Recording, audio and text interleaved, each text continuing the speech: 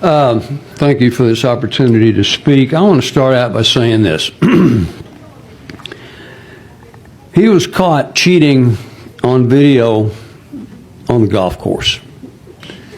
He cheated on his taxes. He cheated on his business loans. He cheated on his wives. He cheated on the business contractors that he stiffed through 40 years of business.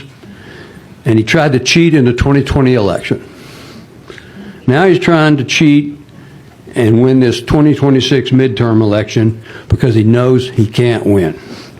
He has ordered Governor Greg Abbott to obey his command and cheat on the Texas redistricting scam to gerrymander 5 new, grossly and illegally drawn House districts.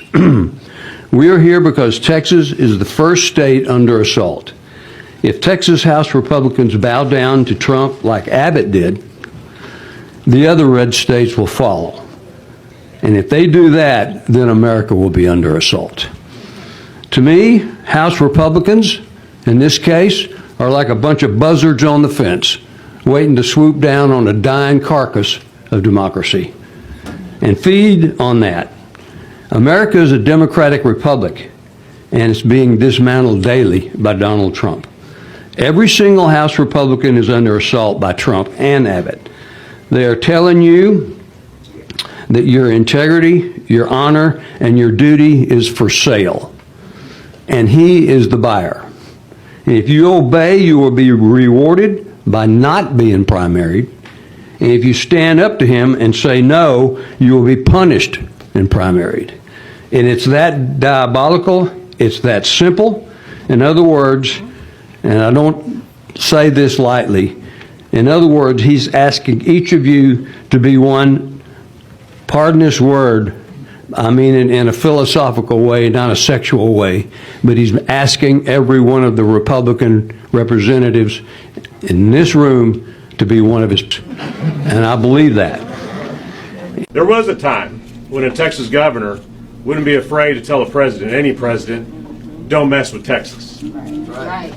But Greg Abbott is too subservient and too weak to do that to Donald Trump. Right. Abbott and the Republicans in the legislature are dutifully following Trump's commands. And this is what this is about. They are engaged in an illegal act of intentional discrimination by tearing apart majority, minority congressional districts across our state. And we are not going to stand for it. Right. So the Democrats in the Texas State House of Representatives have left the state and broken quorum. Without a 2/3 quorum, the Republicans in the Texas state government can't pass any bills, especially the blatantly illegal gerrymandering requested by Donald Trump to give Republicans 5 free seats in the U.S. House of Representatives. This is excellent news. But what's next? Well, first, Abbott and Paxton are making empty threats. Abbott is saying that he will remove all the House Dems who left the state from office, but he doesn't have that power, and he knows it. The Democrats are racking up fines while they're gone, but thankfully they're fundraising and seem prepared to pay those fines.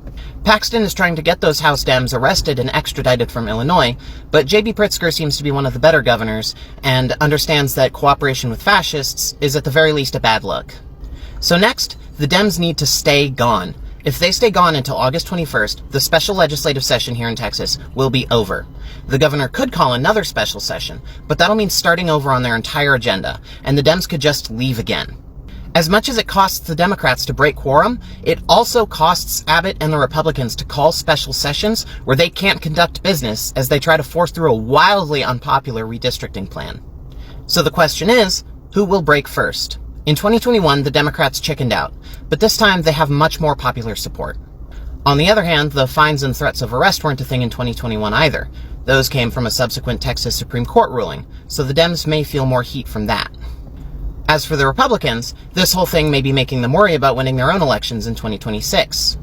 Making a big deal out of this and shining a spotlight on their own unpopular anti-democracy actions could have electoral consequences that Republicans are not prepared to face. I don't know how this will play out exactly, but it will be important for the entire country. You can bet that if they succeed in this gerrymandering scheme, other red states will follow suit. But if the Texas Democrats hold the line, we might see other Democrats across the country get emboldened enough to start really obstructing the Republican agenda, like they should have been doing for the past 6 months. This is a mid-decade redistricting called by the President of the United States for personal reasons. This is a blatant, arrogant, conceited process that's just being shoved down the throats of the citizens of Texas, particularly the African American and brown, who is going to hurt the most. And it just seems like nobody cares. It's like we don't exist in this state. And many a times I've said to my colleagues, the strength of Texas is in its diversity. We cannot live up to our full capacity until we embrace our diversity. Someone who strongly opposes the Republican redistricting plan in Texas, I'm appalled by the blatant power grab unfolding in Austin. The GOP maps, which aims at adding 5 congressional seats by targeting Democrat strongholds like Austin, Dallas, Austin, and Southern Texas, is nothing short of undemocratic and frankly reeks of voter suppression. It's no surprise that 57 Texas Democrats who fled to Illinois to die a quorum, echoing their bold 2021 stand against the election bill, even as they faced Governor Abbott's draconian threat of expulsion, felony charges, and extradition. The $500 a day fine from the 2023 Republican-controlled legislature are just another tactic to bully them into submission. Critics are right to call this map racist and unfair. It's a calculated move to dilute minority voices and rig the system for GOP dominance. While Nancy Mace's governor's run in South Carolina just shows the GOP doubling down in divisive politics. Personally, I stand with Texas Democrats and the defiant come and take it spirit, fighting for fair presentation against seamless partisan agendas. If you're a Trump supporter at this point, you like underage kids. Yep. And if you're a female, you support the man in your household that does. Or you're protecting your dad or your brothers. Yep. That's why you don't speak up. That's why you say, oh, absolutely not. This is the final straw. I don't support him any longer. Are you kidding me? It's because this is familiar behavior to you. This is how you grew up. You like people like that. Because, it's just so easy to just turn a blind eye and pretend it's not really facts, instead of confronting people and holding them accountable. Because it's the racism that overshadows everything that you love. So why would you turn around and say, absolutely not? He likes kids. It's because you do too. So why bring it up? Why let it be the breaking point?